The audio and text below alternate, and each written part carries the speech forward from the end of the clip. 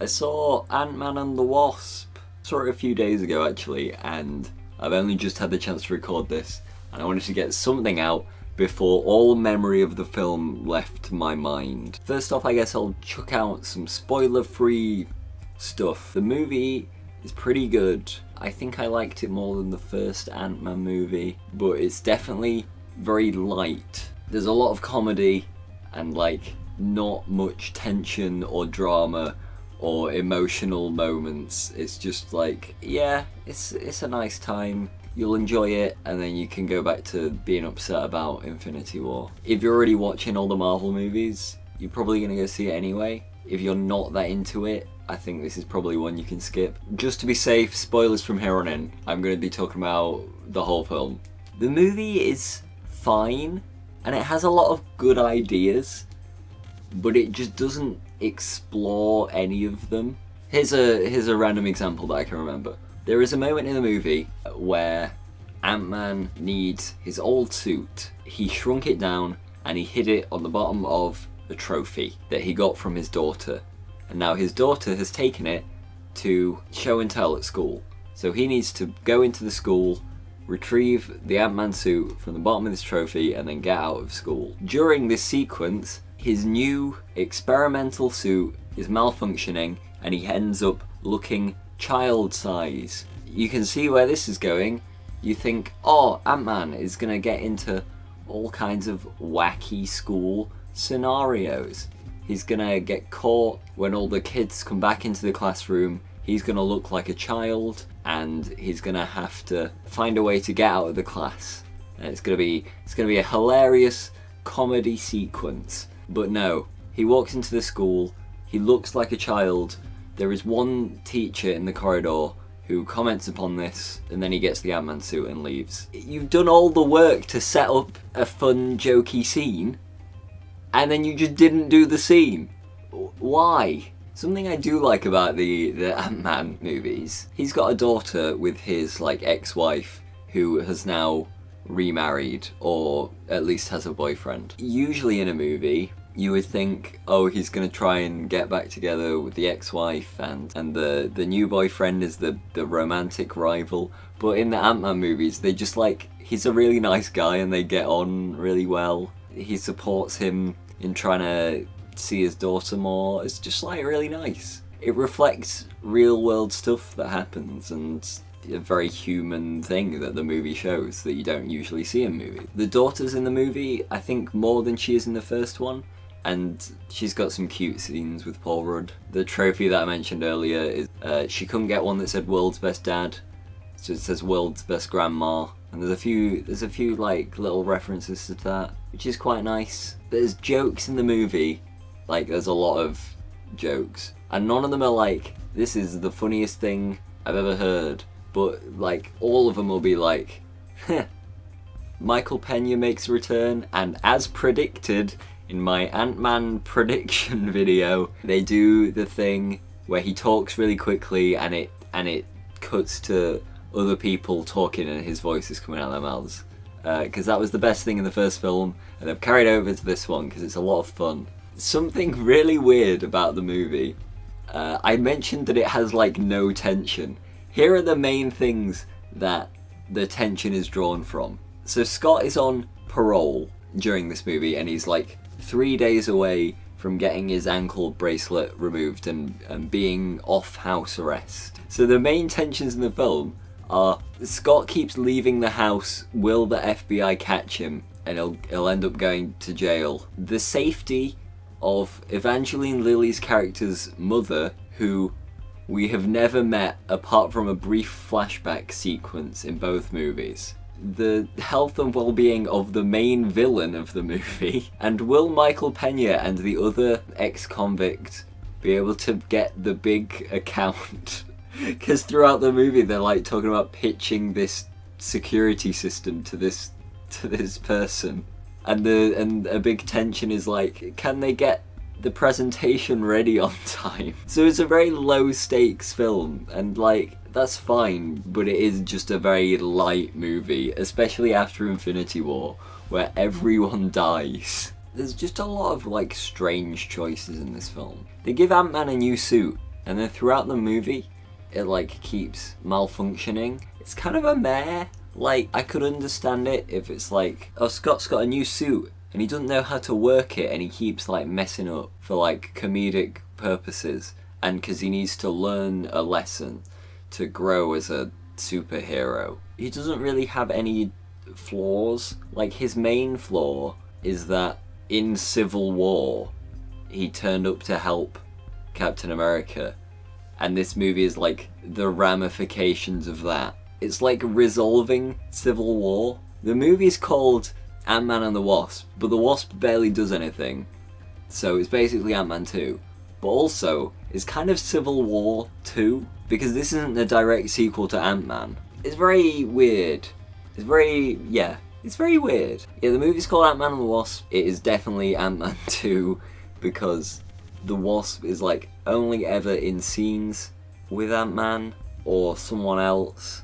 I don't think at any moment in the movie do they refer to her as the Wasp. So it's a bit weird that that's in the title.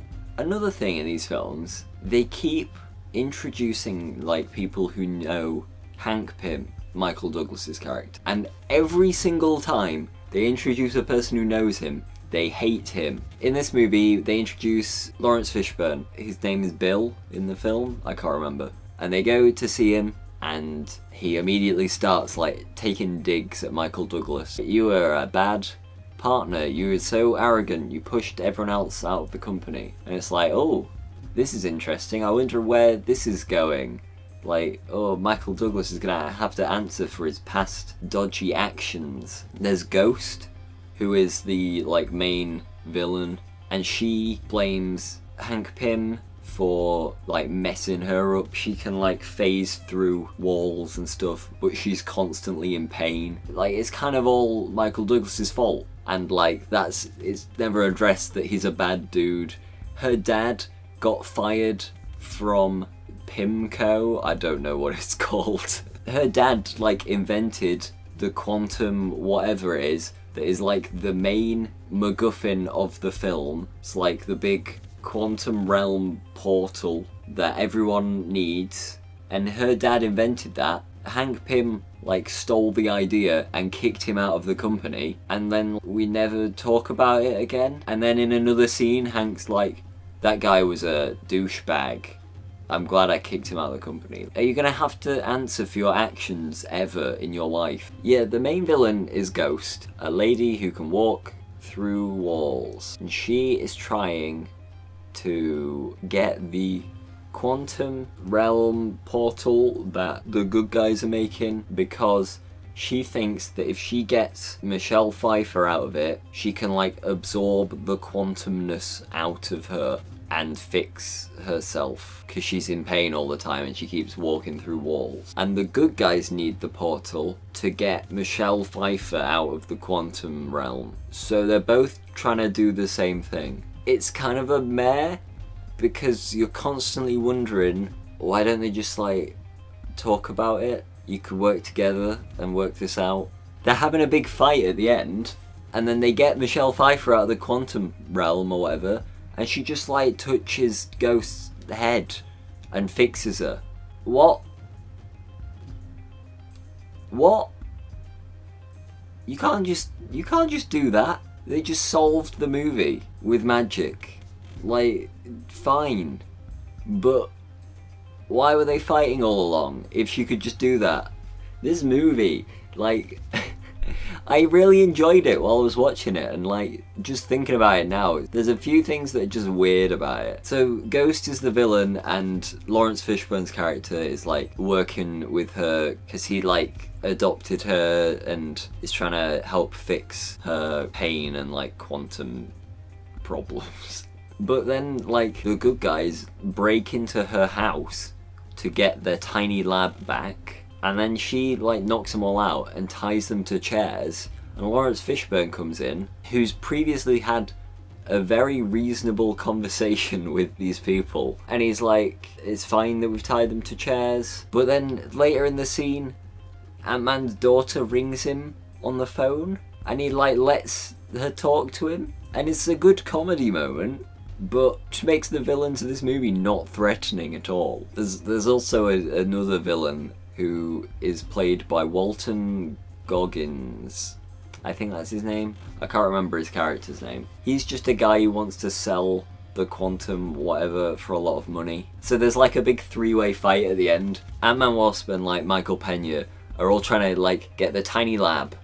The tiny lab is the MacGuffin in this final scene. They're all trying to get that. Ghost is also trying to get that. And then Walton Goggins and his gang of thugs are also trying to get that.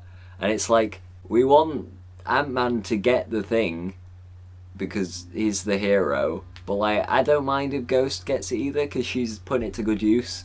As long as Walton Goggins doesn't have it, he's just going to sell it. But even he's not a threatening villain. Like, he has a scene, he goes to Michael Pena's place of work and like ties him up and truth serums in. And they're making jokes all through this scene as well. And it's like, is there any peril in this movie? We don't take any of the villains seriously. We can't have any emotional scenes or any reason to care apart from like the jokes are fun. Fun fact, Peyton Reed, who directed Ant-Man and Ant-Man and the Wasp, also directed the cheerleading movie Bring It On, featuring the weirdest scene that I've seen recently, where Kirsten Dunst and this guy just brush their teeth for a minute while staring at each other weirdly. Yeah, this movie was a weird one. I can't say I was like disappointed by it, because I was not expecting a lot going in, but like once I saw it, and I saw like all the things they set up and then didn't pay off or like fully explore, the movie like raised my expectations during the film and then let me down immediately. The movie's fine, it's a good watch, it's just like, it's more annoying than it is satisfying. Oh, the post-credits scene. Ant-Man goes into the quantum realm where he gets really tiny. Michael Douglas, Evangeline Lilly and Michelle Pfeiffer are like talking to him from the actual world and he needs them to pull him out. And then Thanos clicks his fingers and they all turn to dust and Ant-Man's stuck being a tiny man and he can't get out. So I guess in Infinity War he's gonna use his quantum things to go back in time or do something weird. It's a whole year away. I can't stay excited for an entire year. I just want to watch Captain Marvel and have a fun time. There you go. The movie's fine. Go see it if you're gonna go see it. If you're in America, you've already seen the movie. It's only just come to the UK because they hate us. I think the reason they gave was that if they brought it out at the same time, it would clash with the World Cup, which is just, it's laughable. If you've seen the movie, let me know what you thought of it in the comments. And I'll see you next time, I guess. God, we won't be talking about a Marvel movie. The next one's like next year. What am I gonna do? I have to talk about Venom and Aquaman. Ugh.